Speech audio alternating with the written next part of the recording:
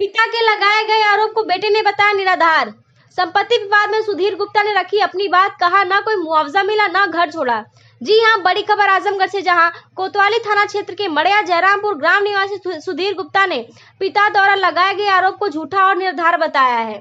Media से बातचीत करते हुए सुधीर गुप्ता ने स्पष्ट किया है कि उन्हें अब तक न कोई किसी प्रकार की जमीन दी गई है और न ही मुआवजे के रूप में कोई धनराशि प्राप्त हुई है। उन्होंने कहा है कि वे बचपन से लेकर आज तक अपनी पुश्तैनी मकान में रह रहे थे और कभी भी उसे छोड़कर बाहर नहीं गए।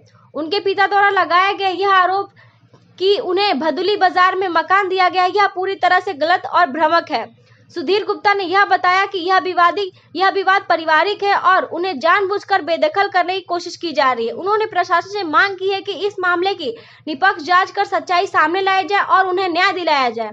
इस पारिवारिक विवाद में अब तूल पकड़ लिया है, जिससे क्षेत्र में चर्चा का विषय बना हुआ है। सुधीर कुमार गुप्ता, बवाली मोड़, मड़िया जयरामपुर। आपका जमीन का क्या मामला है? हमारे यहाँ जमीन का मामला है कि हमारे पिताजी के, हम 4 लड़के हैं, पिताजी द्वारा 3 भाइयों को हक दे करके मुझे विवादित मकान से निकालने के लिए पूरी प्रयास किया जा रहा है, जिसका मुकदमा माननीय न्यायालय में विचाराधीन है। बिना किसी आदेश व अधिकार के विपक्षी अरुण, सुशील, सोनल और रविशंकर के प्रभाव में विवादित मकान को लेकर के उनके सहयोगी सगे संबंधियों द्वारा अनावश्यक तरीके से हमारे ऊपर दबाव बनाया जा रहा है। पूर्व में भी मेरे ऊपर कई बार दबाव बनाया गया, जिसके संबंध में हम पुलिस अधीक्षक महोदय को भी सूचना दिए थे, कप्तान साहब से भी मिले थे, डीआईजी साहब से भी मिले थे।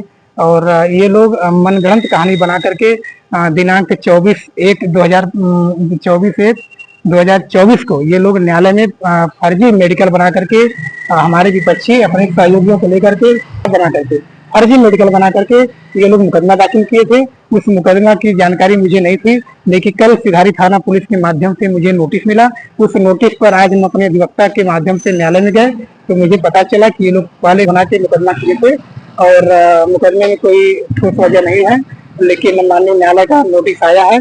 हम अपने अधिवक्ता के माध्यम से उसमें उपस्थित होकर के बेल करा करके परिवार का पूरी तरह से उत्तर देंगे और जो माननीय न्यायालय का जो निर्णय आएगा उसके बाद हम उनका सम्मान करेंगे। ये फर्जी तरीके से मुकदमा किए।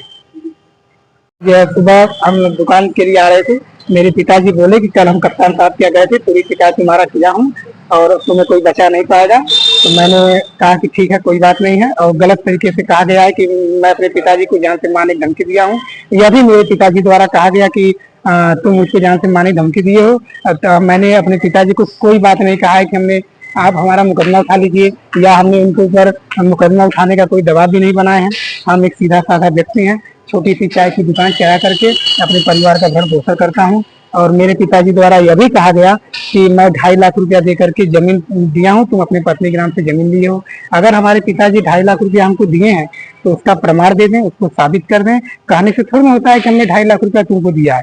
वो 2.5 लाख रुपया कहाँ से दिए, कहाँ से लाए, क्यों दिए, कैसे दिए, किसके सामने दिए।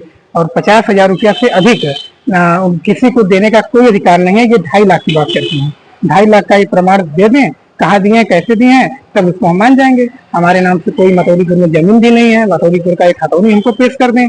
ये फर्जी मनगढ़ंत कहानी बना करके अपने दबाव सहयोगियों को लेकर के हमारे ऊपर दबाव बना रहे हैं। कोई जमीन नहीं है, ये लोग बिना किसी आदेश अधिकार के विवादित मकान से निकालने का षड्यंत्र बना रहे हैं। हमारे विपक्षीगण और हमारे पिताजी के सभी भाई दिनेश, वीरेंद्र और उनके पुत्रगण मुझे जान से मारने की धमकी दे रहे हैं। कह रहे हैं कि तुम हमारा कुछ नहीं कर पाओगे, तुमको हम जान से मरवा देंगे कभी भी, किसी भी समय। आप सम्मानित पत्रकार हैं, मैं आपके माध्यम से बता देना चाहता हूं कि अगर हमारे साथ या हमारी पत्नी और बच्चों के साथ विवादित मकान में या शहर में कहीं भी किसी प्रकार की कोई घटना या दुर्घटना होगी तो उसकी सारी जिम्मेदारी हमारे विपक्षी गण को होगी, हमारे चाचा को होगी, हमारे सभी रिश्तेदारों को होगी और हमारे जो विपक्षी के सहयोगी हैं उनकी जिम्मेदारी होगी, क्योंकि हमारे खिलाफ षड्यंत्र रचा जा रहा है, बहुत बड़ी षड्यंत्र रचा जा रहा है। आप खुद देख लीजिए कि मेरे पीछे कितना पड़ा गया है। जब मैं घर से निकलता हूँ तो मेरे पिताजी फोन करके अपने तीनों बेटों को बताते हैं कि मैं किधर जा रहा हूँ, किस दिशा में जा रहा हूँ। अगर मेरे साथ कोई घटना होती है तो इनका मोबाइल भी चेक कर दिया जाए। और आधी रात को, 9 बजे रात को, 10 बजे रात को हमारे बच्चों की तबीयत खराब होती है तो मैं कहता हूँ पिताजी से दरवाजा खोलिए, मुझको हॉस्पिटल जाना है।